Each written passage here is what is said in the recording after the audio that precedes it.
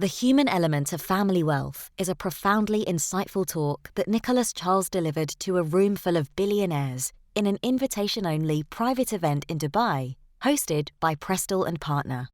The privacy of the event meant that there were no video recordings, but because the talk was so well received, Nicholas wanted to share this with others in the following replication of the talk using the exact same slides. Please enjoy.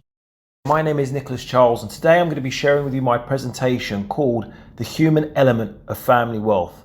And today you'll receive some very important insights on what it takes to create a family legacy that not only survives but thrives for multiple generations. And you'll also learn why families fail and the real reasons why families fail to withhold this money for multiple generations.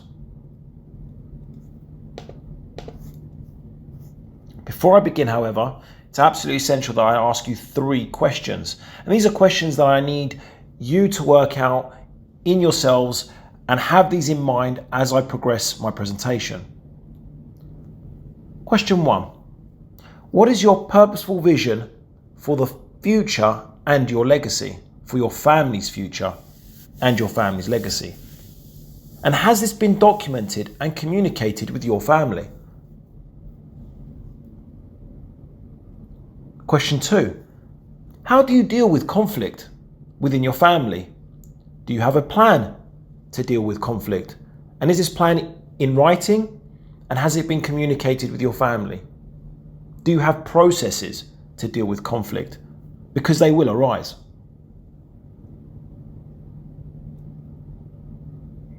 And lastly, where do you struggle to communicate with your family? What are the subjects that you deliberately avoid discussing with your family? What is what I call the elephant in the room?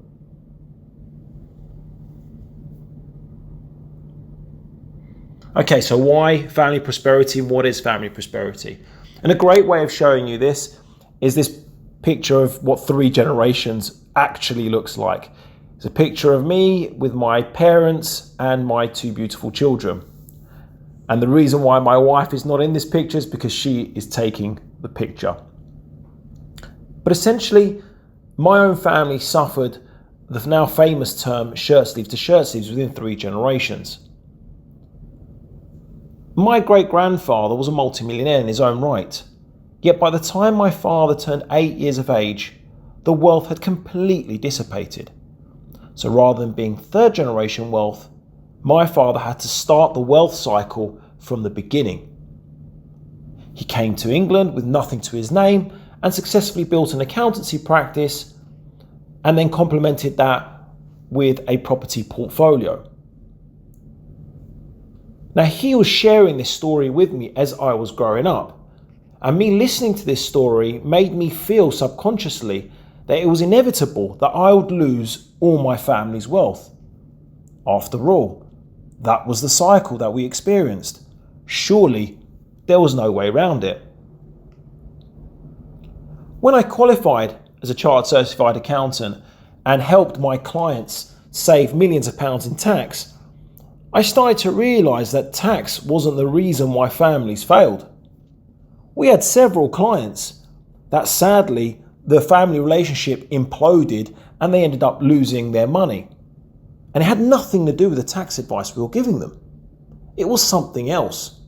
And this made me realise, or shall I say, want to know what this reason was. So I delved into more detail and researched this and discovered that 70% of all wealthy families will lose their wealth in just 2 generations.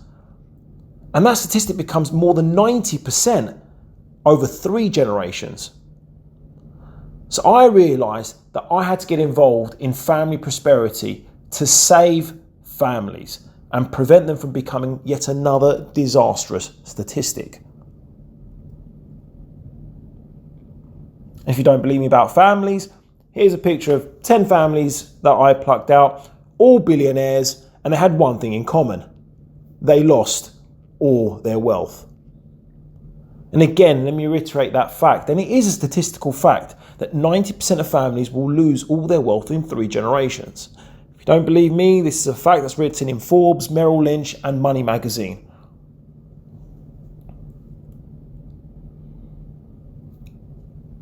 I'd like to share with you this very, very powerful quote from William Kissam Vanderbilt, who was the grandson of the self-made Cornelius. Now, when Cornelius Vanderbilt passed away, he was the richest man in the world. Yet his grandson came out with this powerful statement that in regards to the inherited wealth. It has left me with nothing to hope for, with nothing definite to seek or strive for. Inherited wealth is a real handicap to happiness. It is a certain death to ambition, as cocaine is to morality. What effectively happened is that the Vanderbilts treated the inherited wealth, the vast sums of wealth that they had received, as a curse, as a cancer almost. And what do you do with cancers? You try and get rid of them as quick as possible. And the Vanderbilt family were very successful in getting rid of all their wealth. In 1973, when the Vanderbilt family met together collectively, there wasn't a single millionaire amongst them. In less than 100 years, all the wealth that was created by Cornelius had gone. Let me share with you some more damning statistics. 2014, Forbes magazine analysed 483 billionaire families, and they discovered the following. 321, approximately 67%, were first generation. Only 20% were second generation, and less than 10% were third generation.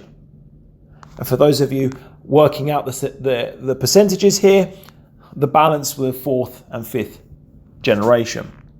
But this sort of supports the stats that I said from the beginning, that only 70% of families will fail to retain their wealth for 2 generations, and that more than 90% will fail to retain it for 3 generations. And it led to Kerry Dolan of Forbes magazine to come out with this great quote: "Hard as it is to build a family business designed to last in perpetuity, it's shockingly easy for any successor to tank it." And why are the reasons? Why do families fail? Well, clearly the biggest problem that face all families is conflict. And here at the Charles Group, we talk about prevention as opposed to cure, and the difference between the two.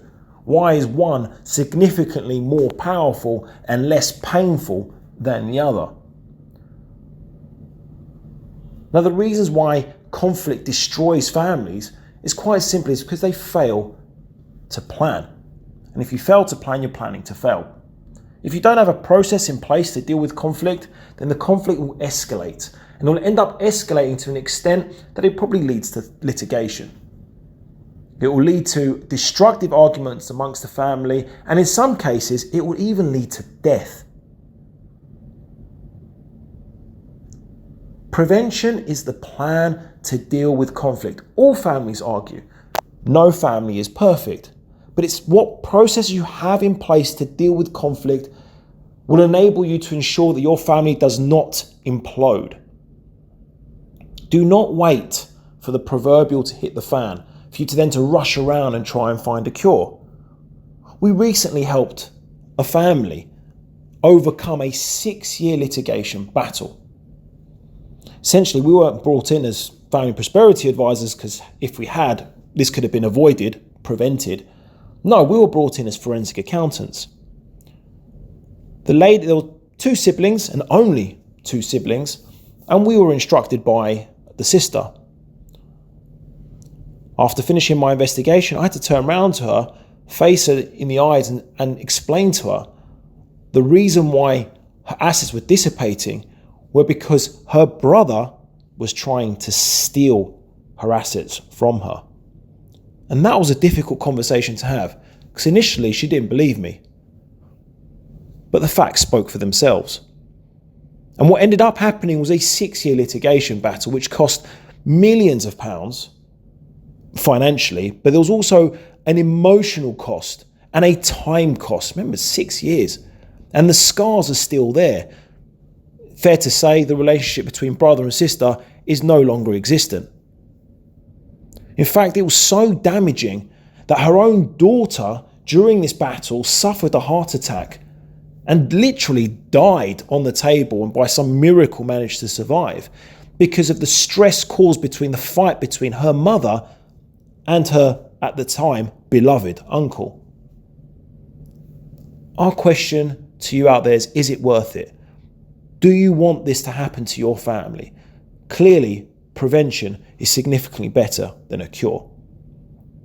But you're probably saying we're too big to fail. We have way too much money to fail. Well, let me point you out one example. Great Britain. In 1921, Great Britain, at the peak of its power, the peak of the British Empire, controlled 25% of the geographical map of the world. 25%. And in 100 years, fast forward to 2021, what does Great Britain own today? And what's the reason and what's the cause? Conflict. They had 2 world wars and they lost all their wealth as a result. Now Great Britain is printing money in order to pay back the interest on their debt. Great Britain is bankrupt today. Now, if a country can go bankrupt, so can your family. You are not too big to fail. There are some success stories, however, and I'd like to point you out to Seahor & Co. private bank, the oldest private bank in the world, may I add. Currently 11th generation banking family, and you're probably saying, but surely the Rothschilds are older. No, you'd be wrong. Seahor & Co. was founded in 1672, which was 100 years older than the Rothschild dynasty. It's still owned by the family today. They still sit on the board of directors, and they currently have about 4.4 billion in deposits. And they're very niche, and they proudly state that they're a relationship bank, one of the few relationship banks in the UK.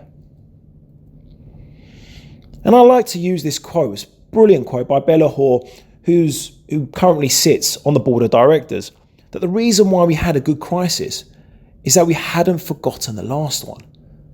My father's father had taught him the lessons from the 1929 crisis.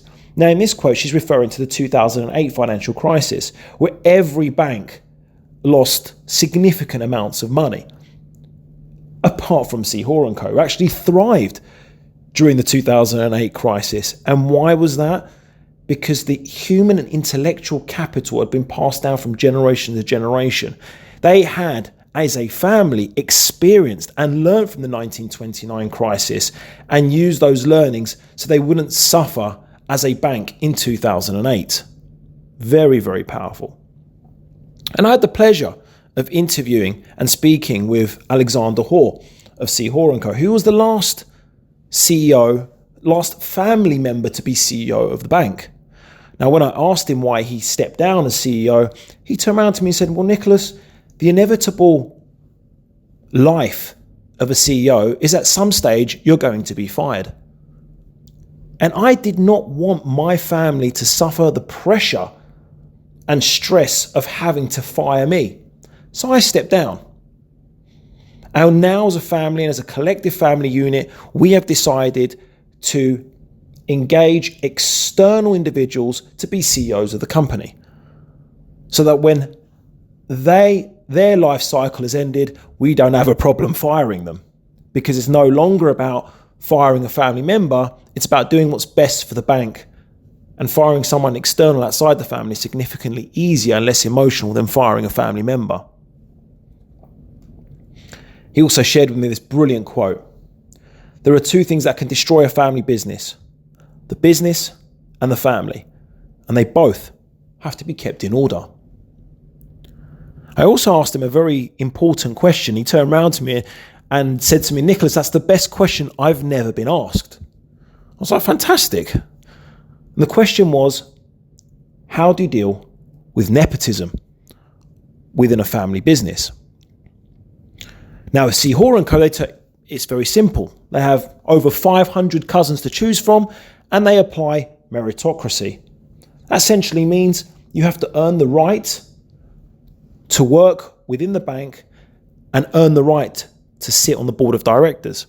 They even have written processes in place where basically that clearly stipulate that you have to work a certain amount of years within another private bank so you can gain the experience, the knowledge and expertise in order to justify your application to sit on the board of directors of C. Hoare & Co. That's fantastic when you've got 500, 600 odd cousins to choose from. But what about if you're first generation wealth? What do you do then? Here you are, father or mother, and you've built up a wonderful, successful business. How do you pass that down to the next generation? If your love and your want is to pass this thing that you've created, this wonderful family business you've created, to the next generation, your children. How do you avoid nepotism? Well, nepotism is effectively you wanting to pass down the business, but essentially you've got to get the balance right between nepotism and meritocracy. First and foremost, it starts by having a conversation with your children and making sure that they want to take over the family business, that there is a need and that they're capable of doing it. Secondly, they have to prove themselves, not just to you, but to the stakeholders of the business, that they're prepared to do what it takes to earn the right to become CEO of the family business. That means starting at the bottom. That means working their way up. And essentially and ideally, working with their parents so they can be trained to take over. So why is family generational wealth so hard to achieve? Well, according to Nathan Rothschild, it requires a great deal of boldness and a great deal of caution to make a great fortune. And when you've got it, it requires 10 times more to keep it. Essentially, it starts by understanding the real causes and the problems. Why do families fail to retain wealth for multiple generations? Quite simply, it has very little to do with what I call standard professional advisory services, taxation, legal, wealth management, banking, and wealth and general wealth preservation. So what are the real causes? Roy Williams and Vic Prizer did a study of 3,250 families over a 25-year period to find out the answer to this fundamental question, the reasons why families fail to retain wealth for multiple generations. And they discovered the following. 60% of families failed because of communication and trust breakdown, which led to emotional turmoil, which led to huge arguments, which led to the implosion of the family relationship. Which is why Warren Buffett says if you can't control your emotions, don't ever expect to control money.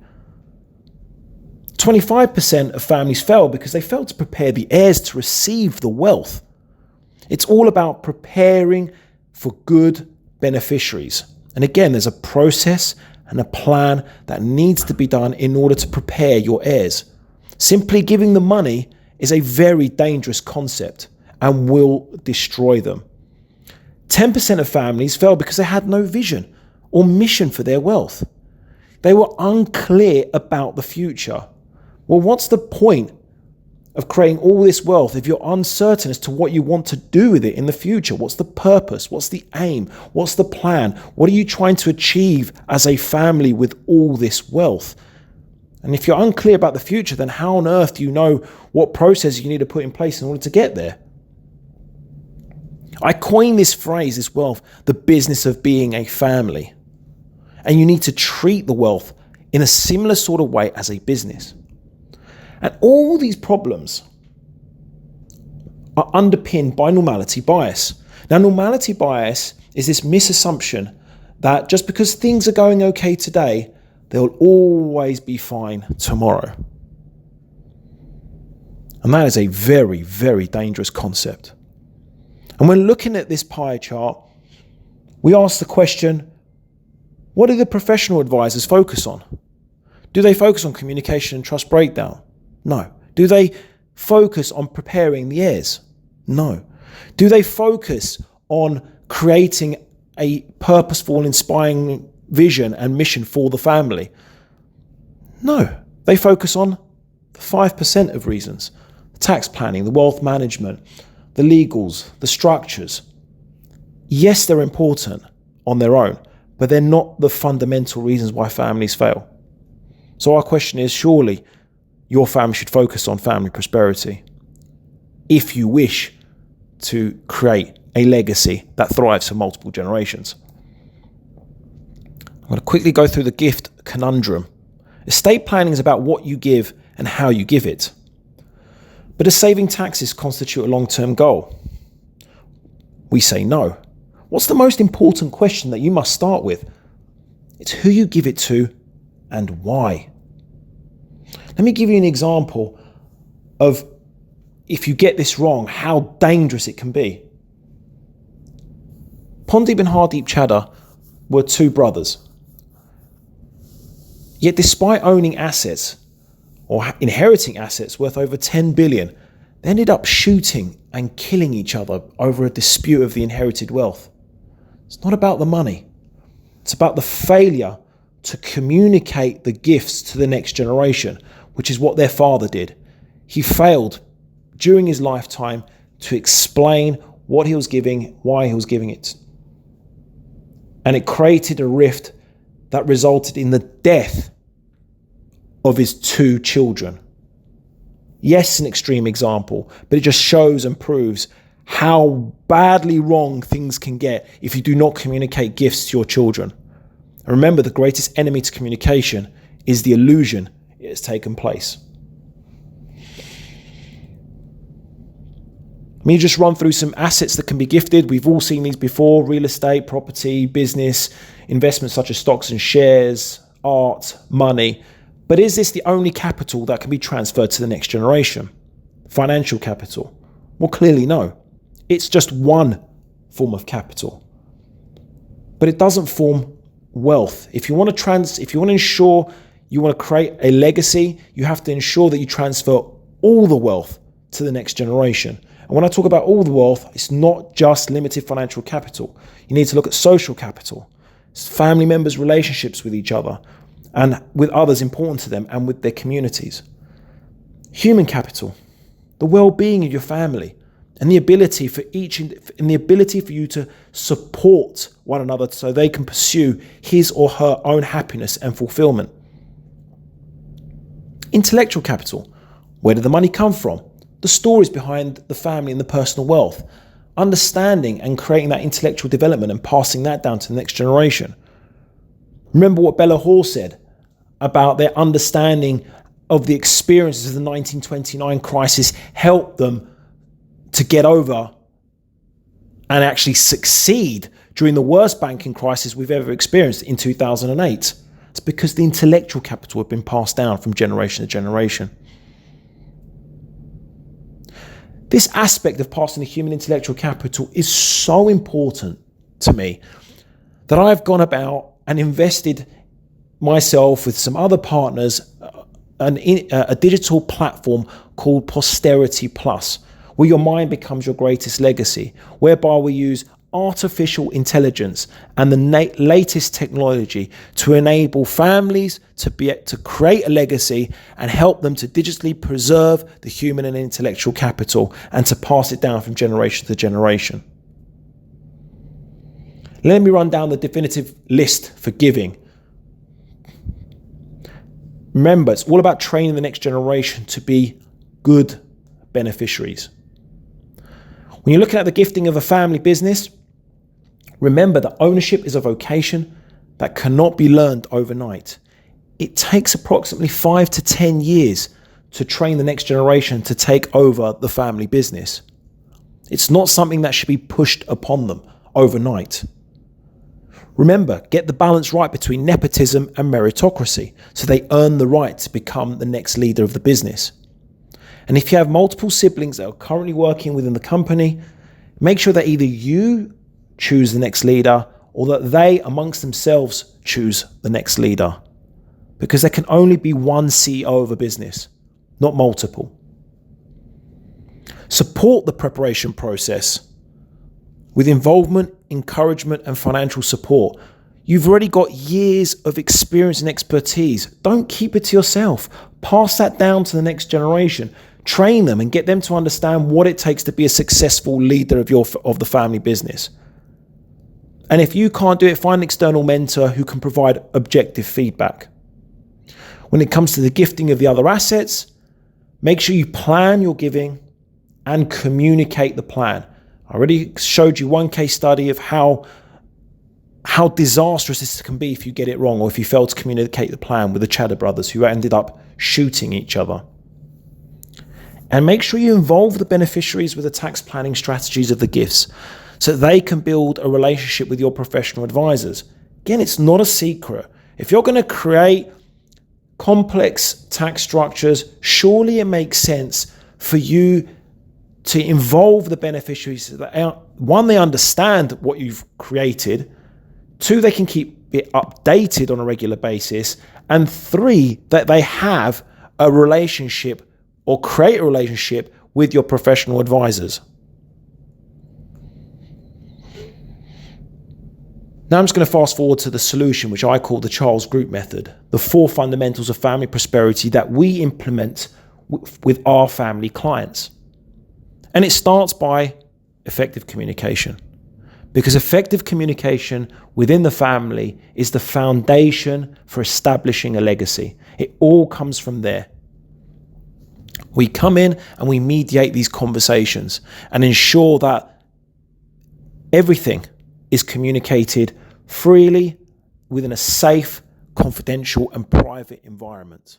So important, because governance comes from there. Good governance can be created, but can only be created if you have good, effective communication amongst your family members. We then focus to prepare the heirs to make sure that they become good beneficiaries through wealth education and sitting down on a one-to-one basis with our team of coaches to work with the next generation so they understand and appreciate the wealth. We then help create a sustainable philanthropic arm. This is so powerful for the simple reason that it creates a purpose greater than the individual needs of each family member. And it's actually vital, because what it does, it pulls in those family members who don't have a vested interest in maybe the investments or the family business, but they will have an interest in ensuring that this philanthropic arm is supported by the family business, by the wealth that's being created. And then lastly, we ensure that your professional advisors are aligned to your family vision. We sit down once a year, we call it the annual general meeting of professional advisors, and have a roundtable meeting with your professional advisory team. And we simply ask them the question, what they are doing to help facilitate your family vision. And we make them accountable. And this is a good thing, because great advisors want to be made accountable. They want a platform to show to their family clients what a brilliant job they're doing. And as a family, it helps you weed out those advisors who have something to hide, who do not have your best interests at heart. Find this out sooner rather than later. And the best way to do this is make them accountable at least once a year. And the beauty of them working together collectively is that they'll create synergistic gains for your family. Great minds in one room can create magic, but it's up to you to facilitate this. And this is what we help with. Remember, and this is absolutely essential that we push this out, that we do not provide financial services. These are the list of services we do. We focus on core services and some bespoke services, and we have a team of world-class experts in their field to enable for these services to be provided to your family. It's not just about me. We are a team. And it comes down and it ranges from running a family diagnostic, which essentially is a risk analysis to uncover the current risks that your family faces when it comes to establishing a legacy, right the way through to reviewing all your documentation. When it comes, do they work? Assessing your wills, your trust structures, etc., and communicating them with your family.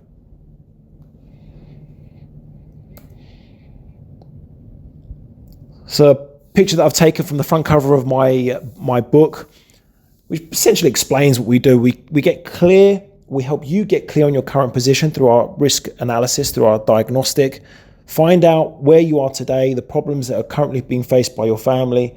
We help you get clear on your future vision by creating a written document and making sure that you get buy-in from all the family members so that you're clear on what you're trying to achieve.